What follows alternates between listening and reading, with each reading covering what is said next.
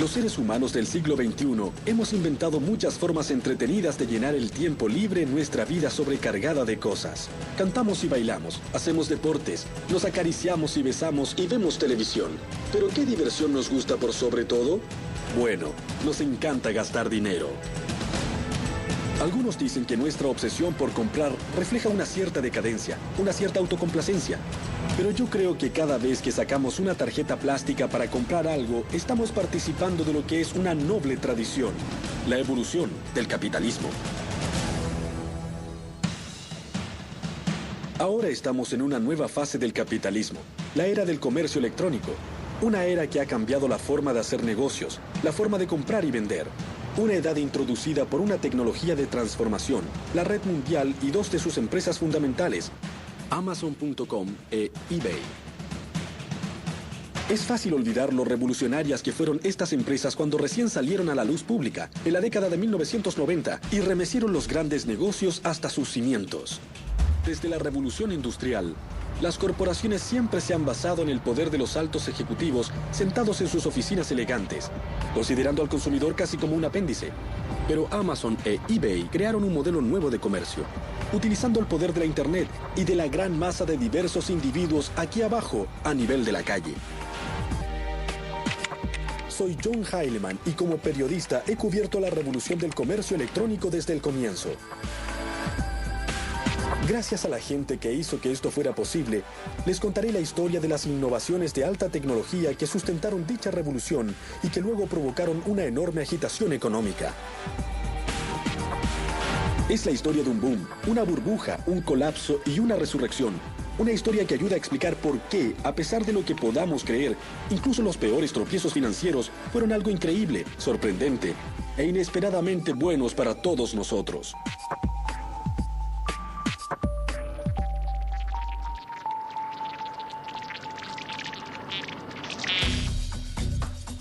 Es casi un cliché, pero si buscan la próxima gran invención de alta tecnología, el mejor lugar donde buscar es una cochera. ¡Ah, sí! La cochera. El lugar en que, según la tradición tecnológica, se incubaron las grandes compañías, Hewlett Packard, Apple. La lista es interminable. La cochera que nos interesa hoy es el lugar de nacimiento de Amazon.com. Está en los suburbios de Seattle y perteneció a un hombre llamado Jeff Bezos. Bezos comenzó en Wall Street en la década de 1990. Era un hombre muy analítico, maniático de la hoja de cálculo y con la llegada de la red comenzó a pensar en forma sistemática sobre sus cualidades únicas y los productos que serían ideales para vender. Hizo lista tras lista, pero en el tope de todas ellas siempre figuraban los libros. Hay millones de libros activos o imprimiéndose en todo el mundo y se podía crear algo en línea que jamás podría existir de otra manera. No hay forma de tener una librería con millones de títulos. Bezos comenzó con Amazon en el verano de 1995. Alrededor de la misma época, otro joven en Silicon Valley, Pierre Omidyar, también estaba pensando mucho en la red. Hoy Omidyar es un multimillonario, pero entonces era otro programador idealista de software, pero con una idea interesante, una idea que se convertiría en eBay. Al comienzo, Pierre Omidyar y Jeff Bezos tenían una cosa en común. Pensaban que la red era un lugar para hacer negocios y no solo para divertirse. Pero fuera de eso, Pierre era de Venus y Jeff era de Marte. No podían ser más diferentes. Jeff se preocupaba de tener un plan, de la investigación de mercado, del análisis metódico. Y Pierre, bueno, no tenía un plan de negocios. No hizo ninguna investigación de mercado. Era solo un humilde codificador de software que pensaba que la idea de un sitio de remate en línea sonaba bastante bien. Era una idea de la que podía ocuparse él solo, trabajando en su computadora. Pensé que tal vez se podía usar la red y utilizar el poder de esta tecnología para reunir a la gente en un lugar y crear un mercado, un mecanismo de mercado que fuera en realidad eficiente, donde la gente corriente pudiera competir a un mismo nivel con grandes jugadores. Eso fue lo que siempre pensé hacer con eBay. Omidyar creía que un sitio de remates en la red sería más justo y más accesible que cualquier mercado existente. De modo que decidió hacerlo por su cuenta en un largo fin de semana de septiembre de 1995. Me senté el fin de semana del día del trabajo en mi casa y comencé a escribir códigos. Y fue algo realmente simple. Se podía crear un artículo, se podía poner en una lista, se podía obtener una lista de todos los artículos creados y se podía hacer ofertas por un artículo. y estaba listo para partir. Al comienzo, cuando las visitas al sitio de Omidyar comenzaron lentamente, en verdad habían pocas cosas. Algunos artículos de computación, una gran cantidad de artículos dispares, ropa interior autografiada de celebridades, algunos juguetes, una fiambrería de superhéroe. Es decir, parecía que fuera el comienzo de una empresa impresionante con gran potencial, o solo una pila de basura de segunda mano. Si piensan que era esto último, bueno, es una razón más por la que ustedes no son millonarios, y Pierre Omidyar sí lo es. El éxito llegó casi de inmediato para Amazon e eBay. A los pocos meses de lanzar su sitio, Omidyar ganaba miles de dólares en honorarios, y durante los primeros 30 días de vida de Amazon, en que los empleados se sentaban en escritorios hechos con puertas viejas, el sitio despachaba libros a 45 países diferentes y a todos los estados de Estados Unidos. El plan de negocios que teníamos era para un crecimiento muy lento. De hecho, tuvimos que descartar ese plan de negocios para hacer uno nuevo, porque los primeros clientes se convirtieron muy rápidamente a ese tipo de servicio. Pensamos que a la gente le tomaría bastante tiempo cambiar su forma de pensar y decidirse a comprar en línea. La sede original de Amazon se encontraba en la parte más sórdida de Seattle. Apenas sí tenían algunas cosas, pero a pesar de la escasez manifiesta de sus oficinas, los primeros trabajadores de Amazon participaban del sueño de Bezos. Todos mis colegas estaban muy emocionados. En verdad pensaban que habían agarrado a un tigre por la cola. Y era algo que se podía sentir, no era como ir a un lugar de trabajo común y corriente. Todos sentían que lograrían hacer historia. El temprano éxito para Amazon e eBay no pasó inadvertido en Wall Street, donde ciertos analistas se sorprendieron al ver lo rápido que se extendía la red. Uno de los más prominentes fue Henry Blodgett, que se convirtió en uno de los rostros del boom y luego fue uno de los chivos expiatorios del desastre. De pronto la compañía comenzó a publicar cifras increíbles trimestre tras trimestre. El desarrollo iba mucho más allá de lo que nadie nunca había mencionado. Era literalmente algo pasmoso de ver. Uno decía, ¿cómo puede crecer tan rápido? ¿Qué tan rápido fue? Piensen en esto. Después de la invención de la radio, pasaron 38 años antes de que hubiera 50 millones de usuarios.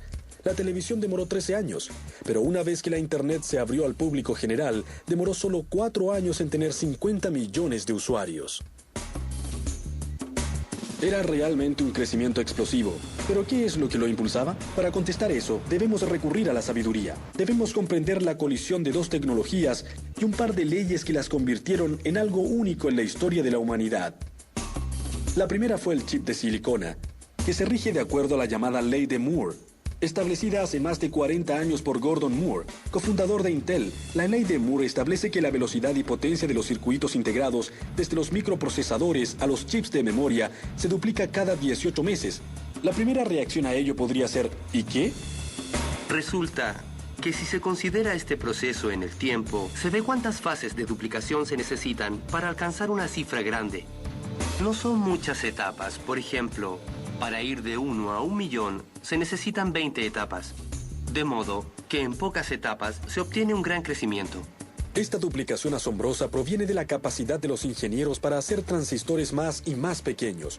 Por eso las computadoras han pasado, en un tiempo sumamente corto, de máquinas gigantescas que llenaban toda una habitación a laptops superpotentes. Las innovaciones que se han hecho en los transistores más pequeños pueden depender de la forma en que se graban los transistores sobre la superficie de silicona, hasta cuáles son los materiales que se utilizan para su fabricación. Lo que Moore comprendió cuando anunció su ley tiene que ver con los ingenieros. Lo primero que hacen con cada generación de chips más densos es utilizarlos para hacer chips aún más densos. En otras palabras, el proceso es autocatalítico, es decir, autoacelerador.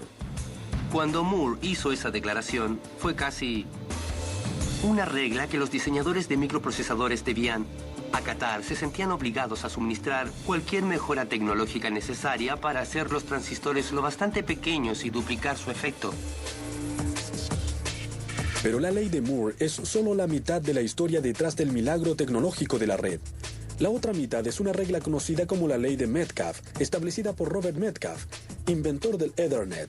La ley de Metcalfe dice que cada nuevo nódulo, refiriéndose a algo como su computadora, que se agrega a la red no solo aumenta el valor de la red por +1, sino que la curva es mucho más profunda. Es la ley de la conectividad y así es como funciona. Si tenemos 2 usuarios, hay una conexión entre ellos. Pueden hablarse mutuamente. Agreguemos otro usuario. Si tenemos 3 usuarios, eso da 3 conexiones posibles. Si agregamos otro usuario, eso nos da 6 conexiones. Así que vemos un cierto crecimiento. Vamos un poco más adelante. Si tenemos 10 usuarios, de hecho hay 45 conexiones posibles entre parejas de usuarios. Como ven, el crecimiento es en realidad bastante alto. De hecho, si pasamos a 100 usuarios, resulta que hay casi 5.000 parejas de usuarios posibles que pueden comunicarse entre sí. Lo que esto en verdad significa para el crecimiento de la Internet es que la Internet adquiere velocidad a medida que avanza. Eso quiere decir que a medida que aumenta el número de usuarios, también aumenta la utilidad de la red y con el tiempo terminan siendo aún más imperioso que nuevos usuarios se unan a ella. A mediados de 1990, las leyes de Moore y Metcalfe funcionaban a la par, alimentando una espiral ascendentes. Computadoras más rápidas y potentes se conectaban cada vez más, haciendo que la red fuera exponencialmente más útil y también popular. Aunque la gente de Wall Street no tenía idea cómo funcionaba todo esto de la tecnología, podía ver que este asunto de la Internet realmente estaba despegando y se convertía en un auténtico medio de comunicación, lo que quería decir que había mucho dinero que ganar. Y cuando la ignorancia se une al entusiasmo desenfrenado y la codicia, bueno, ya saben lo que quiere decir. Quiere decir que una fantástica burbuja financiera está a la vuelta de la esquina.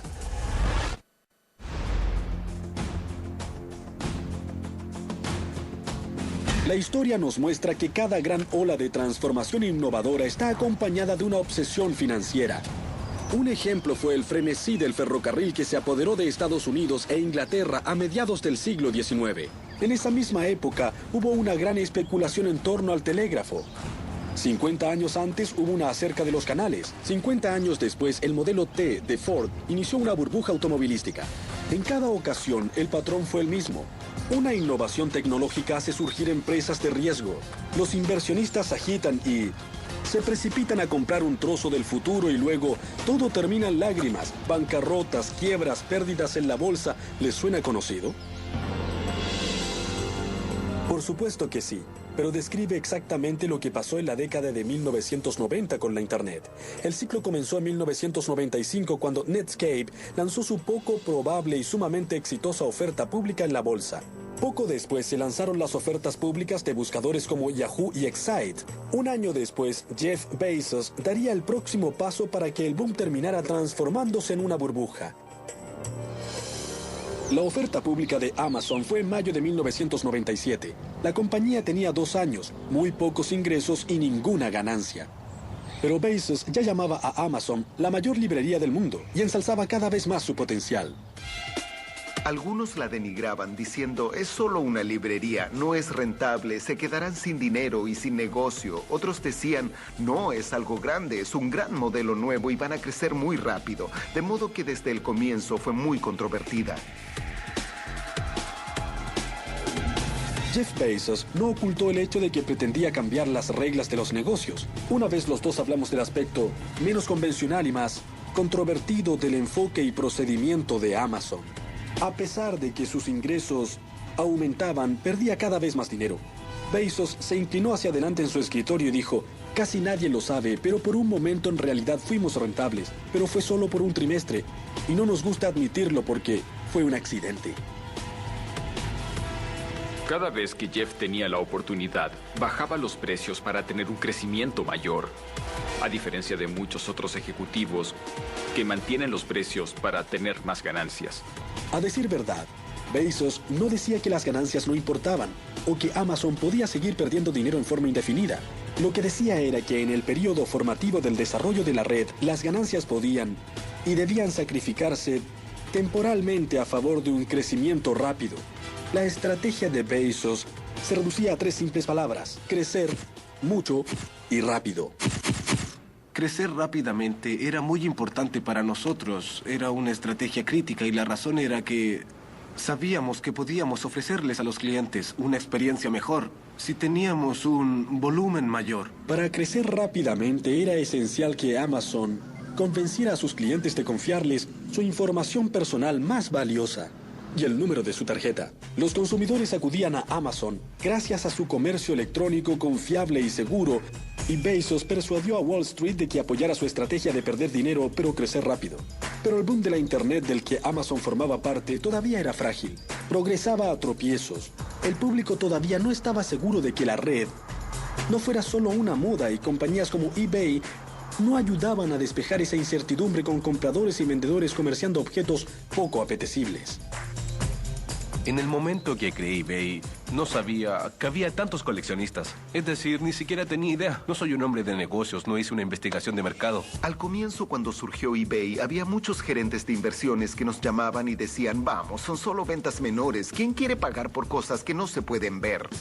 Decíamos que la gente era básicamente buena, que solo hacía negocios entre sí. Era gracioso contar eso en Nueva York. Todos miraban y decían, ¿en serio? En la primavera de 1998, Pierre y sus inversionistas se dieron cuenta de que necesitaban al mando a alguien de primera categoría si querían que Wall Street tomara en serio a eBay. Encontraron a Mae Whitman, una graduada de Harvard que una vez se ocupó del mercado en Walt Disney y había sido una alta ejecutiva de la empresa de juguetes Hasbro. Tratamos de definir a la compañía en términos de artículos coleccionables porque el 98% eran productos de ese tipo. De hecho, el 8% de los artículos eran bebés Beanie. No era algo que dijéramos mucho. eBay programó el lanzamiento de su oferta pública en septiembre de 1998, en un momento en que toda la economía mundial estaba agitada debido a la crisis financiera de Rusia en ese verano. ¿Querría alguien comprar acciones de una empresa que muchos llamaban mercado de las pulgas? Nadie lo sabía. La incertidumbre aumentó cuando la mañana de la oferta pública los mercados abrieron e eBay ni siquiera se estaba cotizando. Esa mañana llegamos a Nasdaq para ver cómo se efectuaba la primera transacción y estuvimos esperando y esperando.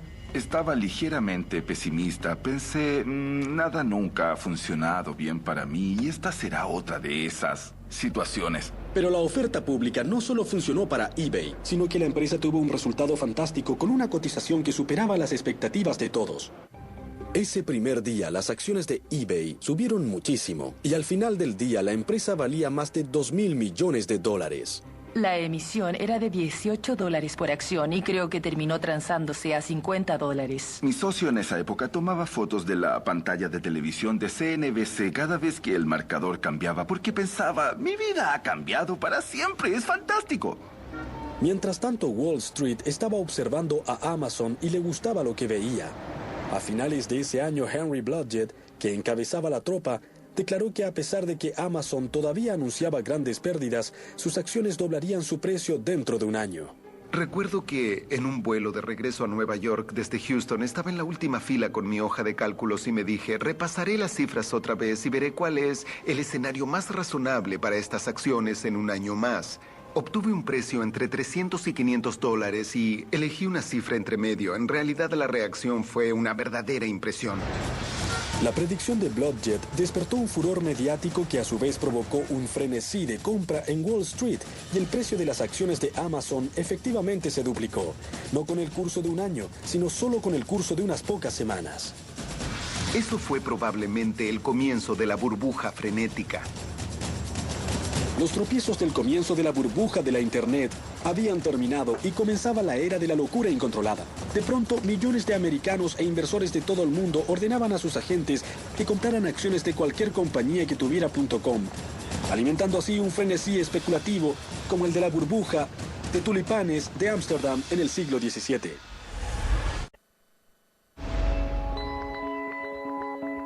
Las ofertas públicas de Amazon e eBay hicieron sumamente ricos a Jeff Bezos y Pierre Omidyar, al menos en el papel, pero también tuvieron un efecto aún mayor, los hicieron famosos. A medida que su historia se conoció, inspiró a legiones de imitadores, a estudiantes de las escuelas de economía de todo el país que comenzaron a empacar y trasladarse a Silicon Valley. Cuando me mudé a San Francisco a comienzos del 98, la emigración apenas había comenzado. Pero a finales de ese año, después de la OPI de eBay, la creciente confianza de que los giros de la economía mundial no iban a ahogar el boom, surgió una nueva fiebre del oro. Prácticamente se podían ver hordas de cateadores.com cruzando el puente de la bahía armados de laptops y planes de negocios en vez de picos y palas. Y en verdad, ¿quién podía culparlos? A juzgar por eBay y Amazon, todo parecía tan fácil. Es cierto que Bezos y Omidyar eran listos, ambiciosos y monotemáticos, pero también lo eran muchos graduados de Harvard, Yale y Wharton. Y parecía que todas las reglas estrictas de los negocios habían desaparecido. ¿Experiencia? ¿Quién la necesitaba? ¿Ganancias? Por favor. Era un nuevo mundo feliz, una nueva economía en que la gravedad y las leyes de la física no parecían preponderantes. La gente en los restaurantes y en los bares veía los canales de noticias económicas en la televisión para enterarse de cómo iban sus acciones. Entre todas las fuerzas que impulsaban el boom.com, ninguna era más profunda que la democratización del mercado de valores que quitó el poder a profesionales de Wall Street y nos dio a todos la capacidad de comprar y vender acciones desde la comodidad de nuestra casa. Para cierto tipo de personas, esta actividad se convirtió en una obsesión. Los llamaban operadores de un día y comenzaron a hacer que la bolsa se viera como un casino barato. Los operadores de un día compraban acciones por la mañana y las vendían por la tarde. ¿Y dónde obtenían esos operadores de pacotilla la información en la que basaban sus astutas maniobras? Pasaban mucho tiempo buscando chismes en las salas de chat del mercado de valores. Y más importante aún, pasaban todas las horas de vigilia viendo CNBC. Era como un deporte nacional, casi una obsesión. Y la gente que nunca había soñado con comprar acciones se dedicó a hacer eso con pasión. Gracias al apetito insaciable de los medios de comunicación y los mercados por cualquier compañía asociada con el comercio electrónico, parecía que cualquier codificador de software del país intentaba satisfacer ese apetito. Uno de esos programadores era Philip Kaplan, quien más tarde iniciaría un sitio que describía las debilidades de la burbuja.com. Salía a proponer alguna idea y literalmente abandonaba la reunión con un cheque por 40,000 o más, $100,000. Había tanto dinero dilapidado en esas cosas que era casi como salir con una red para ver si podías atrapar un poco. Por supuesto que el dinero fluía más libremente en Silicon Valley, donde comenzó a reinar una cultura de un absurdo exceso de autopublicidad. Un servicio de venta de billetes con sede en San Francisco celebró su cambio de nombre con una fiesta para 3,000 personas en un hangar aéreo. La gente gastaba sumas increíbles de dinero. Escribí sobre una compañía que gastó $10 millones en su fiesta de lanzamiento. Contrataron al grupo The Who, reunieron 12 millones y gastaron 10 millones en la fiesta. Tal vez el gasto más loco de todos era el de los avisos por televisión. Durante el Supertazón del año 2000, más de una docena de compañías gastaron un promedio de $2.2 millones en avisos de 30 segundos, dilapidando 40 millones del dinero de los accionistas y de un capital no tan duramente ganado. Sin embargo, para muchas personas en el territorio de la alta tecnología, esas sumas parecían triviales, y eso creó un sistema social en que comenzaron a afianzarse actitudes muy extrañas. Tom Wolfe bautizó los años de 1980 como la década del yo, pero en 1999 era obvio que los años 90 eran la década E. Prácticamente todos los días una nueva compañía de comercio electrónico salía a la luz. Los chicos que dirigían las nuevas compañías eran discípulos fervientes del crecimiento rápido pregonado por Amazon e eBay. Pero cuando estas teorías eran practicadas por mentes menos brillantes, conducían directo a la más absurda estupidez y a una serie de compañías con nombres increíblemente necios, como Mascotas.com y también Mascota Elegante, Mascotopia. Luego venían las con I, impresión, imagen, imitable, impacto. Después vienen las con E-prensa, E-saludos, emerger, E-fondos, E-préstamos y por supuesto Epifanía. Y también Morillo, Cortafuego, Pez Navaja.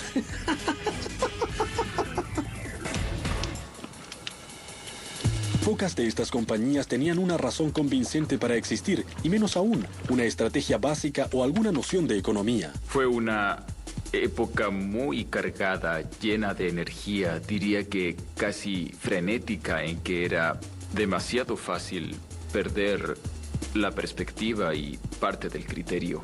Tal vez se pregunten, ¿por qué los capitalistas de riesgo financiaban esas empresas poco originales, necias o inútiles? ¿Eran locos? ¿O codiciosos?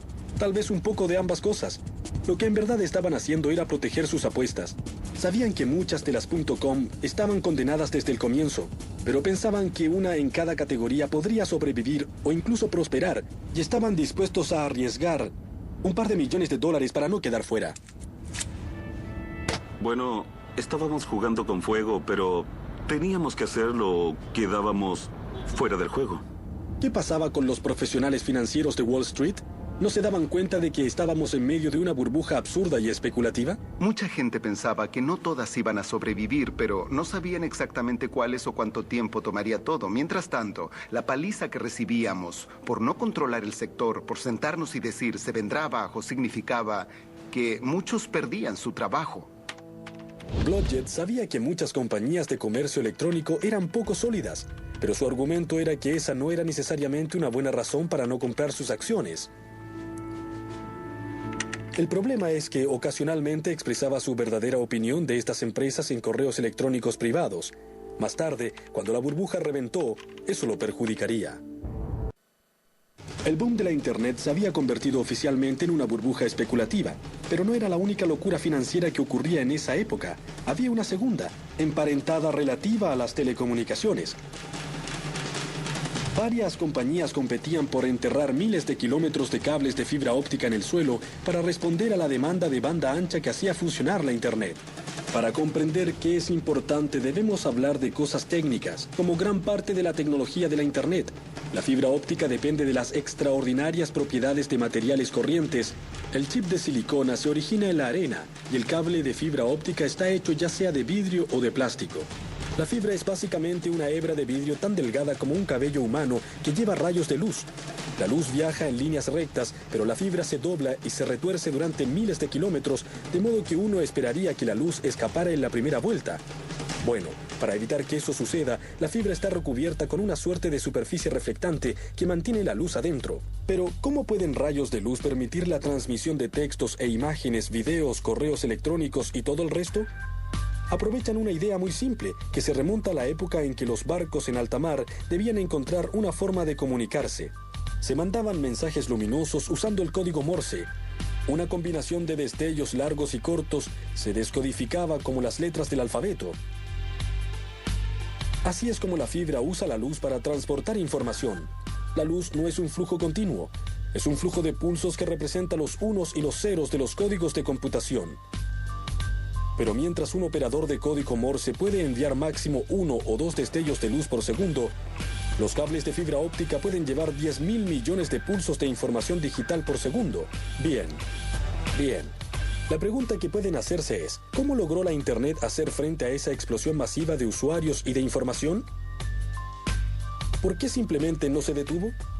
La respuesta se encuentra en una idea sumamente brillante, pero muy sencilla que todos conocemos, pero en un contexto diferente.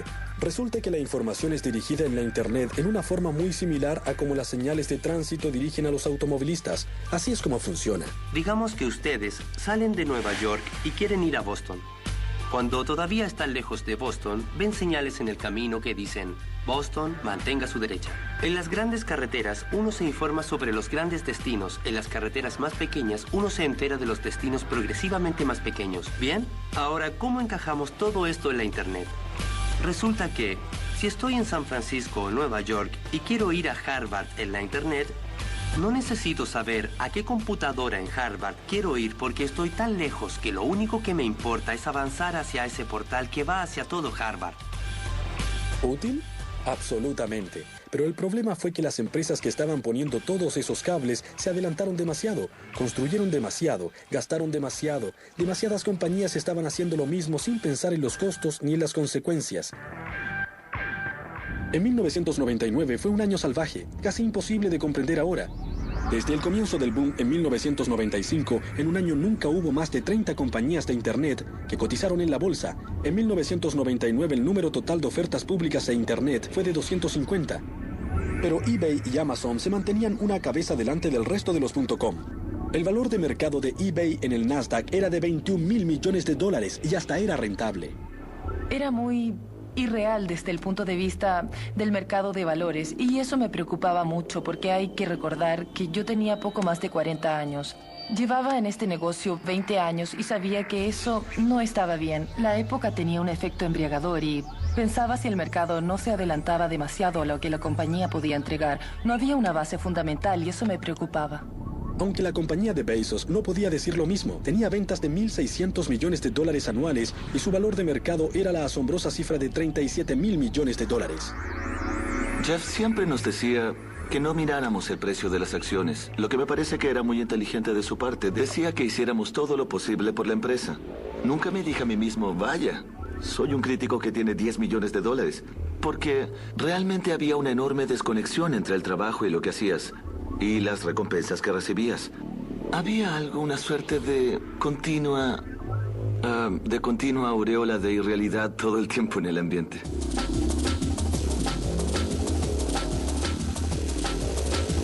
A medida que se acercaba el cambio de milenio, Jeff Bezos recibió un honor que en el pasado había sido otorgado a gente como Mahatma Gandhi, Martin Luther King y Adolfo Hitler. La revista Time lo nombró el personaje del año, la encarnación del comercio electrónico. Para Bezos era un honor, una señal que lo elevaba al panteón de las grandes figuras americanas de los negocios. Pero los más cínicos lo veían de otra forma, como una señal de que el fin estaba cerca.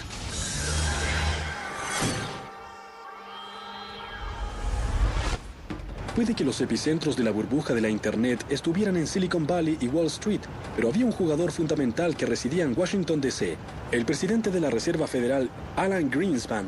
Aunque Alan Greenspan, que en una exuberancia irracional alimentaba la burbuja durante los años 90, hizo muy poco para tratar de desinflarla.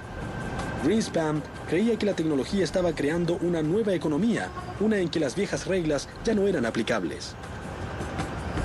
Pero después de ver el demencial aumento del mercado de valores en 1999 y ver señales de un peligroso recalentamiento de la economía en general, Greenspan decidió que había llegado la hora de enfriar las cosas.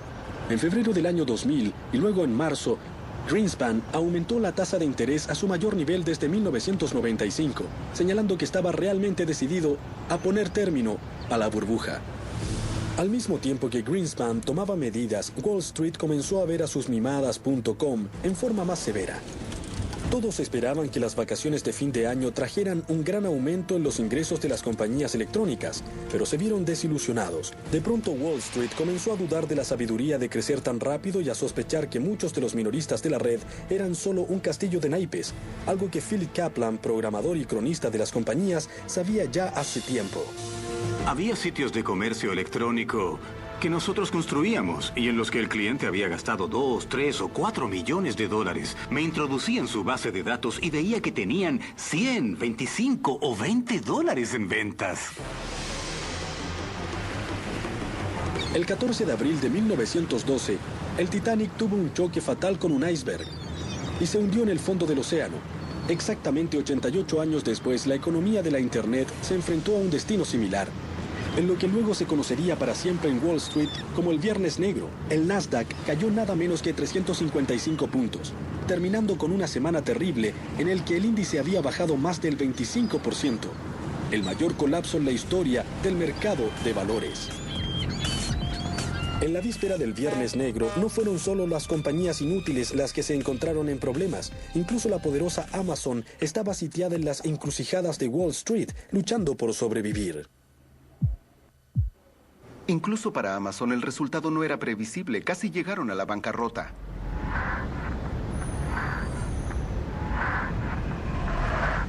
A medida que las acciones de Amazon se venían abajo, también lo hizo la fortuna de papel de James Marcus. Ya no era el crítico de libros más rico del planeta. Estaba feliz de tener ese dinero, y si hubiera alguna forma de recuperarlo, lo haría en un segundo. En diciembre de 1999, Time había nombrado a Bezos el hombre del año. 6 meses después, Wall Street se preguntaba si Amazon no iba a la bancarrota. Un informe de Lehman Brothers hizo que las acciones de la compañía bajaran 19% en un solo día. Yo estuve con Bezos al día siguiente, en una conferencia en Aspen, Colorado, y vi cómo defendía rotundamente a su compañía en una serie de entrevistas. Fue el punto más bajo de su carrera. Y la pregunta era si su actitud era una señal de valentía y de visión futura o era una actitud de negación. A comienzos de 2001, Bezos despidió 1.300 empleados en los que pareció ser un giro trágico para una empresa que hasta hace poco había representado lo que era mejor en el comercio electrónico. Una decisión así es muy dolorosa para todos en Amazon.com, muy angustiante a nivel personal y claramente es la decisión correcta. 18 meses después del Viernes Negro, llegó el 11 de septiembre, que finalizó en forma definitiva el largo boom que había animado la economía americana y mundial en la década de 1990.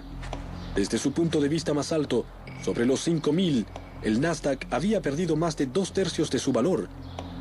Incluso los gigantes de alta tecnología como Intel y Sun Microsystems quedaron heridos junto a muchos jóvenes genios del .com.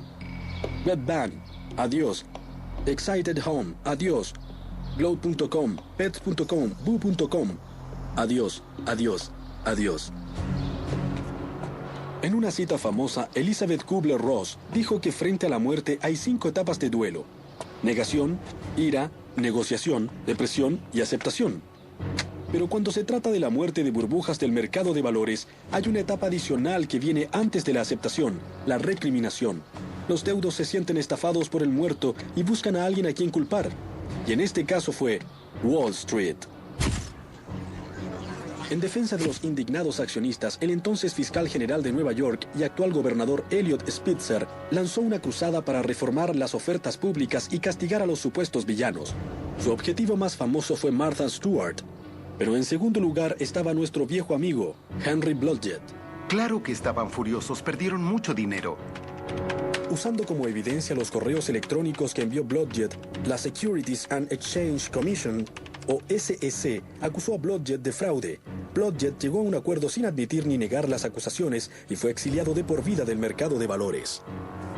No puedo entrar en detalles acerca de los correos, pero desde una perspectiva más amplia, yo me entusiasmé con el impulso de la ola de Internet. Tuve mucha suerte respecto al momento en que estuve allí. La verdad, fui muy optimista respecto a las compañías correctas en su momento y vi un beneficio tremendo con el boom. Y creo que probablemente más que ningún otro analista sentí la caída como un choque a toda velocidad contra las rocas.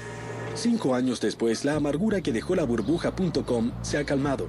La aceptación ha funcionado. Pero si la mayoría mira en retrospectiva, le parece que fue un momento de demencia temporal, en que mucha gente fue despojada por un grupo de estafadores digitales. En resumen, fue algo muy malo. Pero también hay otra corriente de opinión, una que tiene mayor perspectiva histórica y lógica económica, una que ve ciertas virtudes en la burbuja y el alto precio que pagamos por el progreso. La gran quiebra de los .com en el año 2000 y 2001 fue en verdad notoria por donde se mire.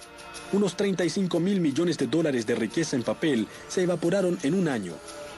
Pero no ha sido un suceso único. Cuando reventó la burbuja de los ferrocarriles, las acciones perdieron el 85% de su valor y el colapso de las burbujas del automóvil, los canales y el telégrafo también causó pánico y recesión. Pero de esas burbujas surgieron las comunicaciones masivas y la red de ferrocarril que son vitales para nuestra vida diaria. Lo mismo ha sucedido con el comercio electrónico. Puede que hayan desaparecido incontables.com, pero unas pocas compañías no solo sobrevivieron, sino que se convirtieron en gigantes sumamente rentables. Se podría decir que Amazon e eBay son la Ford y la General Motors de la economía de la red. Lo que hicieron Amazon e eBay fue fundamentalmente diferente y lo hicieron temprano, en forma agresiva y sumamente bien, reconociendo que la experiencia del cliente es algo fundamental y por eso todavía existen hoy entre nuestras corporaciones multinacionales globales. La lección tanto de eBay como de Amazon es que la mayoría de las compañías de comercio electrónico exitosas hicieron algo más que usar la red para vender cosas. Comprendieron que hay que usarla para darle poder a la gente común y corriente en una forma totalmente diferente al antiguo sistema de arriba hacia abajo, unidimensional, que denominaba los negocios antes de la economía de la red.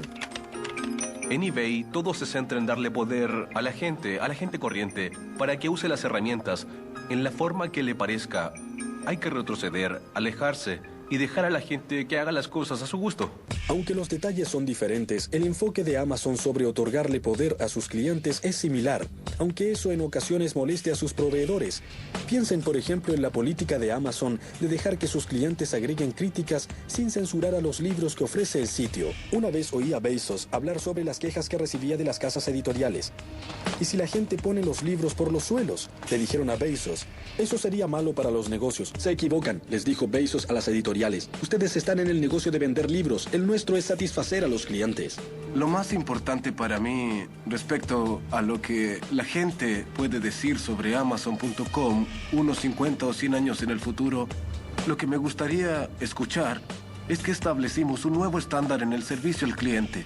Lo que hizo que el superviviente sobreviviera es, primero, una profunda comprensión y un enfoque incesante en sus clientes.